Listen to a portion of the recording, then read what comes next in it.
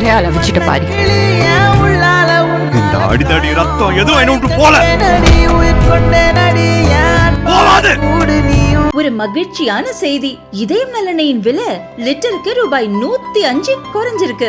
September 2023ல 1 litre இதயம் நலனையின் அதிகபட்ச விலை ரூபாய் 503. ஆனா இப்ப 1 லிட்டர் இதயம் நலனையின் விலை ரூபாய் 398 மட்டும்தான் தமிழ்நாட்டுல. அப்ப இனிமே எல்லாரும் இதயம் நலனை வாங்கலாம் இல்ல?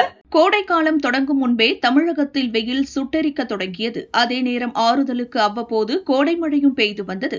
இந்த சூழலில் கத்திருவெயில் எனப்படும் அக்னி நட்சத்திரம் இன்று தொடங்கியுள்ளது.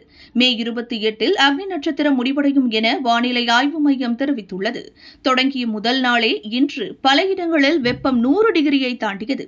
காலை 11 மணி முதல் மாலை 4 மணி வரை வெயிலின் தாக்கம் அதிகம் இருக்கும் என்பதால் மக்கள் வெளியே செல்வதை தவிர்க்குமாறும் அறிவுறுத்தப்பட்டுள்ளது. 4 மாவட்டங்களில் நாளையும் நாளை மறுநாளும் கனமழைக்கு வாய்ப்பு உள்ளது எனவும் சென்னை வானிலை மையம் அறிவித்துள்ளது. அதன் அறிக்கையில் கூறியிருப்பதாவது: கோவை, நீலகிரி, அரியலூர், பெரம்பலூர், கரூர், திருச்சி, கடலூர், விழுப்புரம், காஞ்சிபுரம் மாவட்டங்களில் இன்று கனமழைக்கு வாய்ப்பு உள்ளது. கோவை, நீலகிரி, தேனி, திண்டுக்கல் ஆகிய 4 மாவட்டங்களில் நாளையும் நாளை மறுநாளும் கனமழைக்கு வாய்ப்பு உள்ளது. சென்னையில் அடுத்த 48 மணி நேரத்திற்கு வானம் மேகமூட்டத்துடன் காணப்படும். நகரின் ஒரு சில இடங்களில் லேசானது முதல் மிதமான மழை பெய்ய வாய்ப்பு உள்ளது என கூறப்பட்டுள்ளது.